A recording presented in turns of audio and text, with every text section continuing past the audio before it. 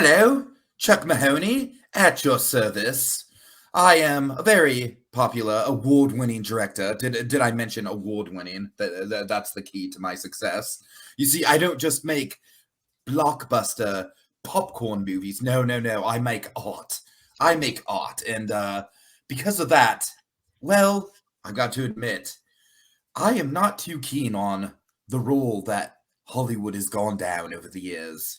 You know, I feel like the art of cinema is maybe a lost art in its own right. Okay, now this Robert Fritz fellow, well, I tell you, I've passed him in the hallway from time to time, but I've never once gotten the chance to get to know the bloke.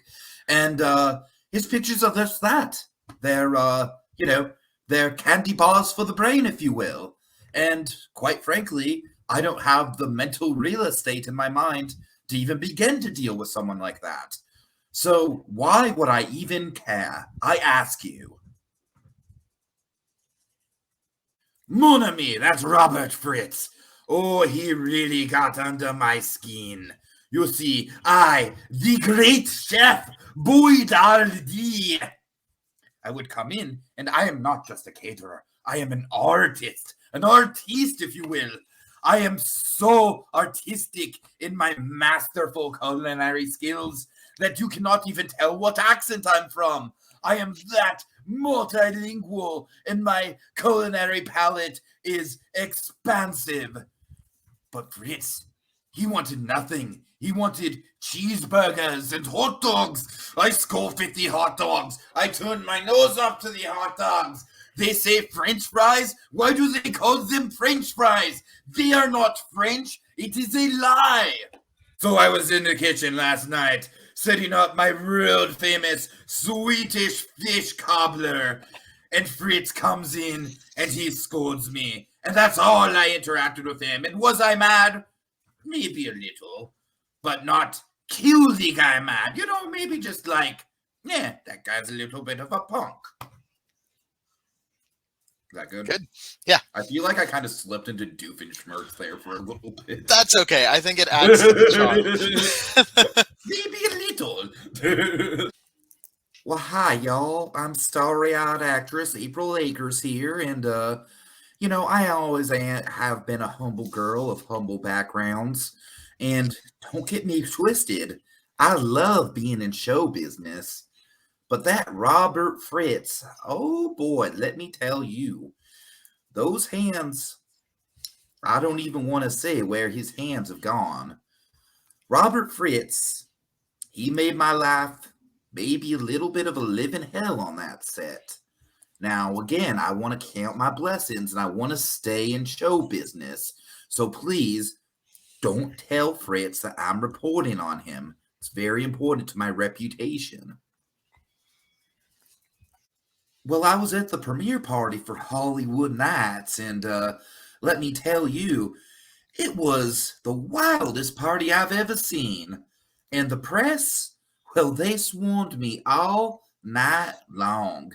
Anyone could tell you I was taking pictures and signing autographs that whole night. How could I have possibly slipped out, murdered Fritz, and then got back to taking pictures?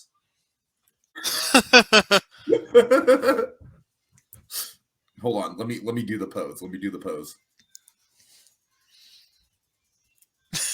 Okay. That's right, it's Tips Fedora here, head of security for Robert Fritz. Oh, I'll let him out. Let me at him. I'll get at anyone who gets it, Robert Fritz. But you know what? I tell you, the problem with Robert Fritz is not the people that get at him, it's the people that he lets around him. All these Hollywood delinquents, all these starlets, all these God knows what else. He's letting them in. He's having private after parties. And meanwhile, little old Tips Fedora me. Thank you very much. Little old Tips Fedora, I got to deal with it. And let me tell you, the overtime, it ain't worth the stress. I'm losing hair. Look at my bald spot. Now, you think that I had something to do with Fritz? No. Let me tell you, wise guy. Are you funny? Because I think you're funny. I think you're funny. Because that's funny. Because why would I, Tips Fedora, head of security, mind you, do that? Why would I do that? My accent is slipping because I'm so pissed off. Andy! I felt like I was like slowly slipping into Tom Nods there. I think I'm going to keep in the Andy if you don't mind. Yeah, have at it. Andy! Yeah, his motive is money. This guy's costing him a lot of money, and if he were to die, he could make more money off of posthumous showings. Ah, the Michael Jackson factor. Yes. Okay. Okay.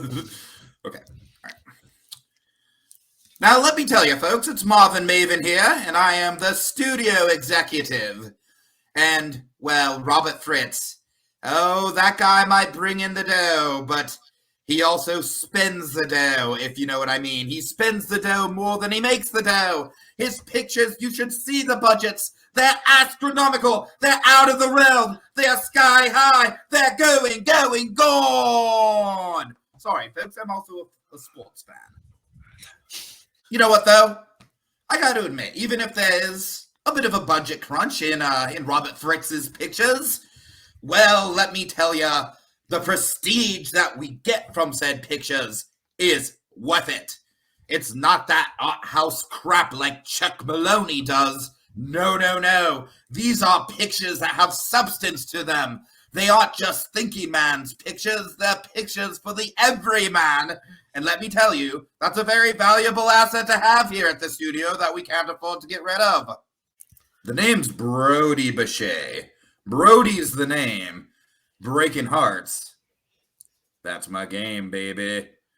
And let me tell you, Robert Fritz, when I found out I wasn't cast in his latest picture, well, there can't be enough Brody for everyone, am I right? But I gotta tell you, I did want to work with Fritz. I did. Me and him go way back, and one could say my popularity and my fame propelled his career in a way.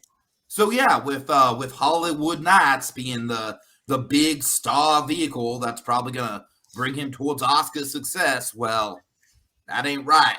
I don't like the fact that I'm not a part of it. Makes me feel left out in the cold, if you will. Obviously, I kind of went like a different direction with that halfway through than Gaston, but that's all right. Okay. Adds to the camp. Yeah. And his alibi is he showed up late because a true star never arrives on time. Okay. Now let me tell y'all something. There's one thing I know from all my years and experience in show business. It's that a true star never arrives on time. Robert Fritz was murdered by the time I got to the premiere. Again, you can check the alibis. You can check the reports. Reporters swarm me every time I show up anywhere. They swarm me every time I get my groceries. Check the tapes, people. I wasn't even there when Robert Fritz was alive and well. Good. So obviously I kind of went with more of like a John Wayne vibe there. Mm-hmm. I love my Robert. I really do. But when I found out that he was sleeping around with them there Stallings, I want to say another S word, but I can't because this is a Disney competition. When I saw him hanging around with those young girls, oh, let me tell you, my blood began to curdle under its skin. Now, Robert and I, of course, we have a child, and I did happen to find out about this the night that he got murdered, which I am well aware does not look good for me. But, well, I left that party early, one, to take care of said child, and two, because I needed to get the hell out of there, and Lord knows if I didn't get out of there, I could have been the person y'all are looking for. But I'm not. I got a baby to take care of, and that's where I was that evening. So I've got a bunch of stars on my payroll. I'm Denny Dimes, world famous. Acting agent at your service. I've got a ton of stars all the way across the stratosphere. And Robert Fritz, he fired them all. He wants to go for new talent. He wants to go for up-and-comers, if you will. What's up-and-comers? They haven't proven their worth. They haven't proven anything at all. I do have a bit of a resentment for that. Good. Right. And his alibi is that he was out there recruiting new talent for his agency. And he had no time to even see Robert. Okay.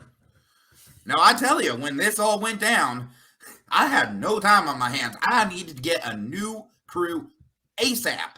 I went around town looking down Hollywood Boulevard all across, all which way around Tinseltown, trying to find new actors to fit my pay bill. I didn't even have a chance to leave Robert a customary angry voicemail. Voicemail doesn't exist in the 1940s, and I'm keeping that in.